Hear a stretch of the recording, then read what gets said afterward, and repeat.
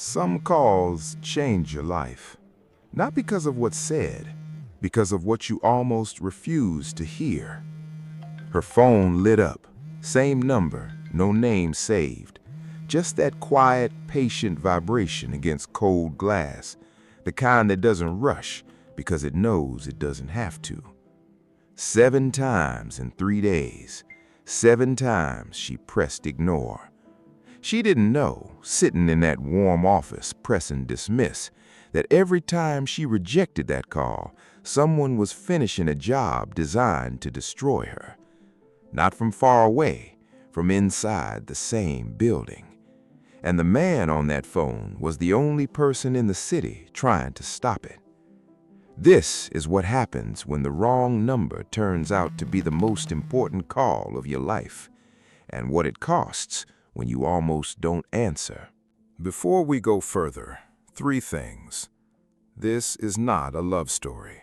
Not yet. It's a survival story about a woman who built something real and someone who waited patiently to take it a second time. There is someone in this story you'll trust completely until the moment you realized you were never supposed to. And the man on the other end of those calls, he wasn't what she feared. He was the opposite. That gap between what she assumed and what was true almost cost her everything. Let's start at the beginning of both of them. Christina Parks didn't come from comfort. She came from effort, the relentless, self-generated kind. She grew up believing in 2 things, work and faith. Not luck, not shortcuts, not inheritance, just those 2, and they were enough. By 30, she had turned them into something real. She started her event planning company with almost nothing, borrowed equipment, a contact list built one handshake at a time. Her standards were precise. Her reputation moved faster than she did. Within 4 years, she was managing large-scale corporate events across the Midwest. Major clients, major contracts, a name nobody handed her. But beneath all of it, beneath the polish and the earned reputation, was a woman who had learned to trust very few people. Not because she was cold, because she had been burned.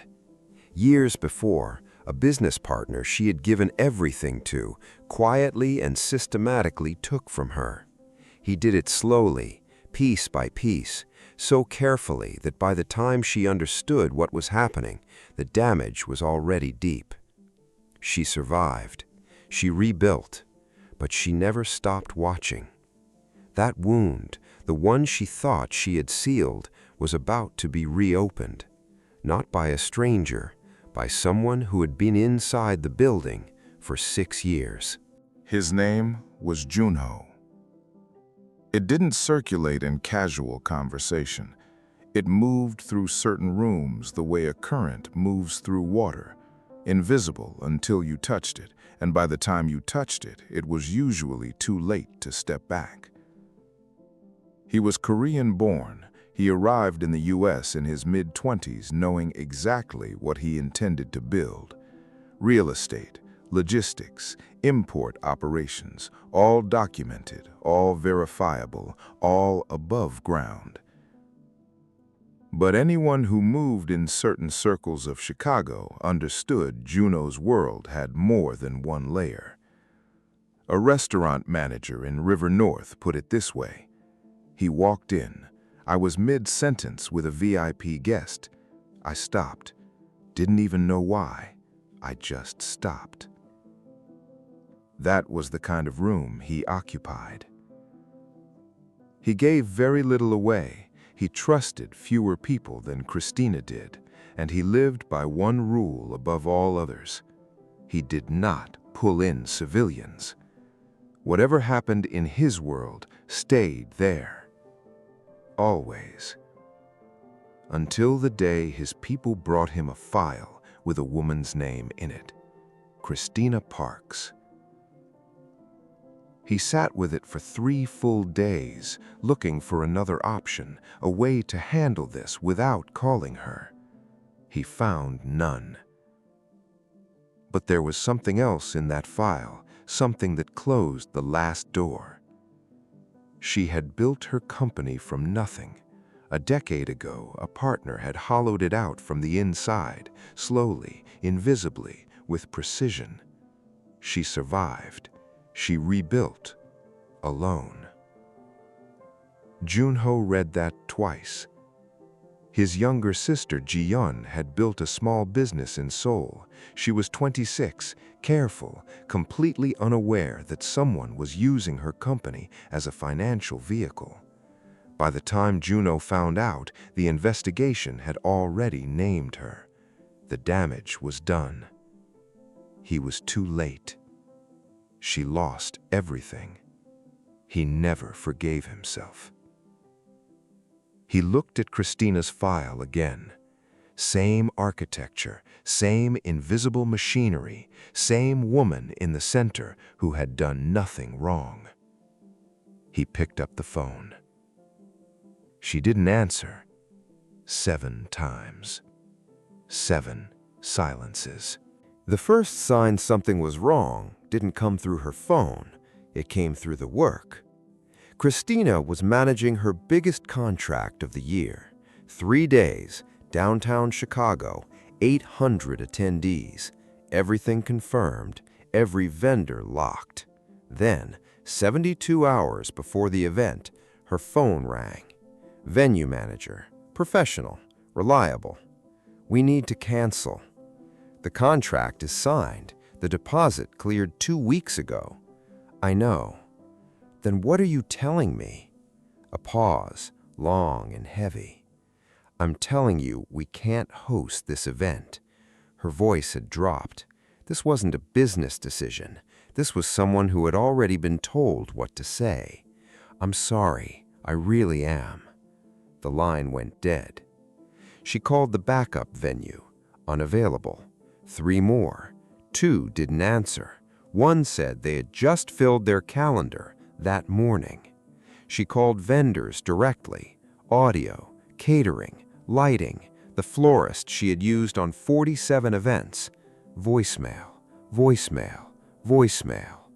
Then Dutton, her AV contact, 4 years of working together, picked up. His voice was barely above a whisper. I can't do this one. Dutton, what is happening? I can't be attached to this contract. Tell me why. A pause, too long to be comfortable. I'm sorry, genuinely. He hung up. She sat very still. Then she opened the master contract file. Line by line, she found it on page 11 of the logistics annex, a vendor she had never approved, added 3 weeks prior, Daria's initials in the edit log. She typed the company name into 3 search engines, no website. The registered address linked to a logistics holding company, which linked to another entity, and then nothing, a chain of shells ending in silence. She had seen this shape before, not this exactly, but the architecture of it. Her first thought was Meridian Events, the competitor firm. They had lost a major bid to her 6 weeks ago, a contract worth more than their last 3 combined. They had motive. They had heard they played hard. She called a contact at the city permits office, quietly checked whether Meridian had touched any of her vendors. Nothing. If not them, then who had the reach to silence an entire vendor network at once? Her phone lit up. Same number. She didn't press ignore this time. She didn't answer either. She let it ring. These calls had started the exact same week this contract had. She held that thought until the phone went quiet. She worked until 11 that night. She called in every favor she had. She rebuilt the vendor chain, one confirmation at a time. By midnight, she had half of it reconstructed. She locked the office herself, walked to her car alone. The street was empty and still. Then a man stepped out of the shadow near her vehicle. He didn't move toward her, hands open and visible, a posture chosen very carefully by someone who understood exactly what it communicated. 5 minutes, he said. That's all he asks. She didn't look at her car. She looked at him. Who asks? Junho. The name sat in the cold air. She assessed him. 3 seconds. Fine, but I'm driving myself. He blinked. He had not expected that. Neither had Junho when he heard about it later. He almost smiled. She drove north on the Kennedy, then west into Fulton Market. She parked outside a building on West Fulton. Dark glass, a metal door with no handle visible from the street, no sign of any kind. The kind of place that doesn't advertise. Inside, a different story. The man at the door stepped aside before Junho's associate reached him, not because he was told to, because he knew to. His shoulders dropped 2 full inches. He had not known which kind of conversation this was going to be. Now he did. A table near the far wall had been cleared. No one sat within 20 feet of it. Conversations in the room had quietly adjusted direction the moment they walked through. Junho was already there, alone, standing when she entered. No entourage, no performance, just a man and an empty chair. He gestured to the seat. He didn't smile, but he wasn't cold. He was focused in a way that was almost uncomfortably still, the kind of stillness that doesn't come from calm, it comes from complete control. She sat. She waited. "You've been careful," he said. "That's good, but careful has a ceiling, and you're approaching it. I've been calling you for 8 days, no message, no context. I don't answer calls I can't account for." "I know." He held her gaze. "You built something real, and someone has been building something else inside it for almost a year. I've been trying to reach you before they finish." He didn't open with charm. He opened with information, piece by piece, no performance. And with each piece, Christina felt the ground shift. Someone had been using her company as a vehicle, her vendor chains, her event contracts, her name. Running financial operations through her legitimate structure for close to a year. Her work was genuine, her company was real. But on paper, in a specific and carefully arranged set of documents, it would not look that way. The people behind the scheme were almost finished. When they exited, they intended to leave everything pointing at Christina. Every transaction, every misdirected payment, every document with her name on it, aimed at her alone. She sat very still. Junho gave her the silence. Then she asked the one question that mattered most all. "Who is inside my company?" He held her gaze. "Your assistant." She showed up the next morning exactly as she always did. Professional, composed, giving nothing away. And she watched. Daria moved through the morning with her usual quiet efficiency, answering calls, managing the inbox. Calm, helpful, present. Everything she had always been. At 11, Christina's largest corporate client called. She took the call in her office with the door open. Through the glass partition, she watched Daria pick up her phone and begin texting. Christina had her hand on the door handle before she stopped herself. 6 years. 6 years of access, of trust given freely, of mornings with coffee before it was asked for, of late nights stayed voluntarily, of knowing the answer before Christina finished the question. All of it running alongside this. She let go of the handle. She finished the call. She breathed, deliberately, slowly, until the pressure behind her ribs dropped to something manageable. Because she had been here before, a different betrayal, a different person, and the lesson it cost her 3 years to learn. Moving before you have the full picture doesn't stop the damage. It accelerates it. By end of day, she had everything she needed, not to confront, to understand. She met Juno that evening. He confirmed what it meant, then told her the part he hadn't anticipated. Daria had not entered this willingly.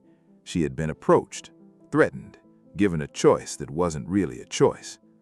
She agreed out of fear and stayed because every time she found a way out, it disappeared before she could reach it. Christina sat with that. There is a difference between betrayal born from greed and betrayal born from fear. One you can be furious at forever. The other sits somewhere heavier, more human. Then Juno said something else. "I can have her removed by morning," he said, quietly. "No police, no trail pointing back to you. She simply stops being a factor." He said it the way someone states a logistical option. Christina felt it, the cold distance between his world and hers. "No," she said. He looked at her. "No, that is not what happens to Daria. She's a problem. She's a person." Christina's voice stayed level. "And if I decide what happens to her, it will look nothing like what you just described." Juno studied her for a long moment. He did not argue. Something shifted in the way he looked at her.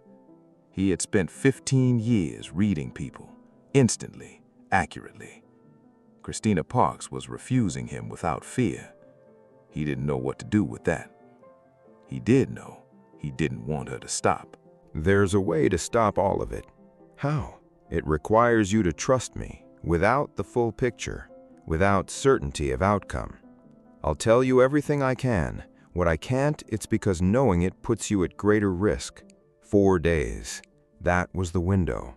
The people behind this were planning the final transaction in 4 days. After that, they would vanish and leave everything pointing at Christina. She looked at him for a long time. He didn't fill the silence. She said yes. The next morning, Junho sat in a parking structure on West Randall, 3rd level down, no windows, the kind of space where conversations go to stay off the record. Across the table was a man named Weston. Weston moved money through shell structures for people who paid well not to be named. He was not a violent man. He had not, until this moment, believed his current arrangement was particularly risky. He had believed wrong. He sat across from Junho and said nothing for the first 10 seconds because Junho had said nothing. And in Junho's world, the man who fills that silence first has already lost. Finally, Weston said, "I don't know what you think You moved 3 payments through the Parks Event Group vendor chain in the last 90 days, documented as catering fees. The catering company doesn't exist. You know this." A pause. I was told the structure was, "I don't need to know what you were told. The transaction scheduled for the 14th. Walk away from it." Weston looked at him. "And if I don't?" Junho didn't raise his voice. He didn't shift in his seat. He looked at Weston the way a man looks at a problem he has already solved and is simply waiting for the other person to understand. "Then the people who hired you are no longer your biggest concern." The room was very quiet. Weston looked down at the table, back up. He reached slowly into his jacket pocket and placed his phone face down on the table between them. No words, no negotiation. It was an offering, the signal of a man who knows the rules. "The 15th, Weston said. "I need until the 15th. You have until midnight on the 13th. Weston nodded once. He stood. He left. The conversation had taken 9 minutes. His people moved through the next 48 hours with that same precision. Every false transaction traced, every document carrying her name located, the full shell network mapped. Then one loose thread surfaced, a suggestion the scheme might trace back to a rival faction in Junho's own world, people who would benefit from disruption in his territory. He looked at the financial trail. It didn't hold. The money moved too personally, too patiently. This wasn't about territory. This was about one specific woman, specifically chosen. His people dug deeper, and they found a name Christina recognized the moment she heard it, her former business partner. He had not disappeared. He had been watching, from a distance, patient. When he saw the scope of what she had created, how far she had come, he made a decision. If he couldn't take what she built, he was going to destroy it. He had hired people, found Daria through a chain of contacts she didn't understand, designed the scheme precisely enough that when it completed, Christina would have no clean defense, no path back, no way to separate her name from what had been done in it. He came back a second time, more patient, more calculated, and he had been close. When Christina held the full shape of what had been built against her, something moved through her, not rage, something older, quieter, more permanent. By the fourth day, the people behind the scheme arrived to find the trap they had constructed had been quietly and methodically dismantled. The final transaction never processed. The network was exposed to the people who hold actual authority in those territories. Calls stopped. Accounts vanished. Christina's name was cleared. Her company was intact. Her record was clean. The days that followed were not loud. That is something no one tells you about surviving something built to break you. It doesn't feel like triumph. It feels like exhaustion, and underneath the exhaustion, stillness, and inside the stillness, clarity. Christina requested a private meeting with Daria. She didn't accuse, she didn't raise her voice. She sat across from the woman who had been working against her for nearly a year and said she knew, simply, quietly. Then she waited. Daria broke within 30 seconds. Everything came out at once, every compromise, everything she had told herself was temporary, every piece of it. Christina listened all the way through, without interrupting, without expression. When Daria finished, Christina said she understood. Then she said understanding something is not the same as accepting what came from it. She told Daria it was time to go. Not with cruelty, not with noise, cleanly, with the quiet finality that respects what something once was and acknowledges what it can no longer be. Daria left. The room was very still. Christina is not cold, she is precise. There is a profound difference. She can feel everything and still act with clarity. That is not the absence of emotion, that is strength. The event was rescheduled, executed without a single problem. The client was satisfied. Her reputation didn't just hold, it grew. She rebuilt every vendor relationship herself. No shortcuts, no inherited trust. Everything earned from the foundation up, the same way she had always done it, with work and faith. And Junho returned to his world, but there was one name in his phone he hadn't removed. He looked at it, set the phone down, picked it up again. He had protected people before, many times, efficiently, without attachment. This felt different. He didn't know how to hold that. He was not a man who failed to understand his position, but this, the space between what he wanted to do and what his life had trained him to do, was unfamiliar. That gap cost him something. He could feel it. He pressed call, 3 rings, then her voice. "I was wondering when you would call." They met on the Riverwalk below the merchandise mart. A bench, the river moving alongside them, slow and indifferent. The kind of place that doesn't ask anything except honesty. He asked how she was. She told him the truth. Tired, grateful, and not yet sure what to do with either. "You broke your own rule," she said, "for someone you'd never met." "Yes. Why?" He was quiet for a moment. "I read your file," he said. "What happened the first time, someone using what you built and then leaving you to answer for it." He paused. "I've seen that before, from close enough that I couldn't walk away when I saw it happening again." She didn't push for more, but she heard what was underneath it. "That couldn't have been easy," she said. Something moved across his face, brief, controlled but visible, the kind of thing he usually kept further away. No, it wasn't. She looked at him across the table. This man who moved in a world entirely separate from hers, who protected her from something she didn't see coming, who broke his own code, not for strategy, not for gain, because something in him required it. She felt something she had been very careful not to let herself feel for a very long time. Real trust. Not the measured, provisional kind she gave people in exchange for proven track records. The kind that moves through you like water, quiet, steady, impossible to make. She didn't know yet what it meant. She wasn't in a hurry to name it.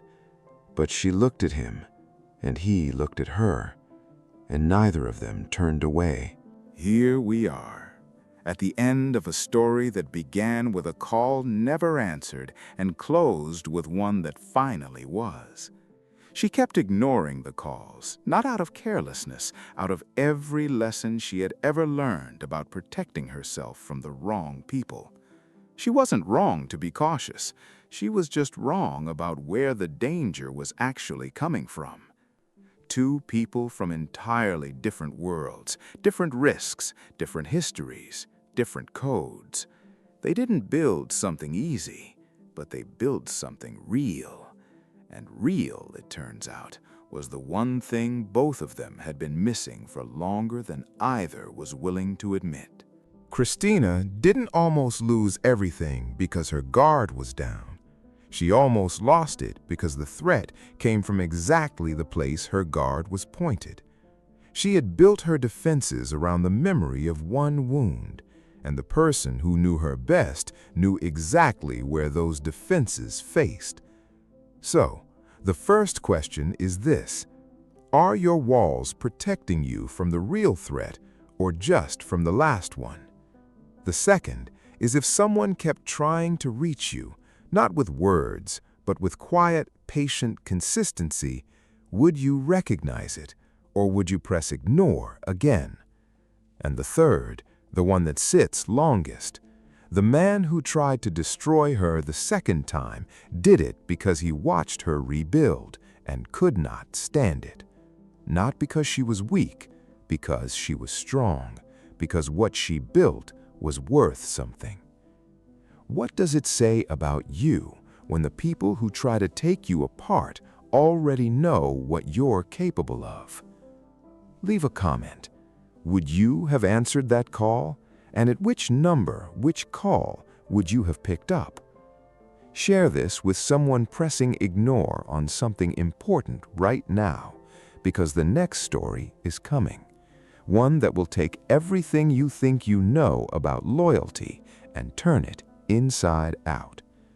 Still watching, still breathing, still feeling. That is where the real stories live.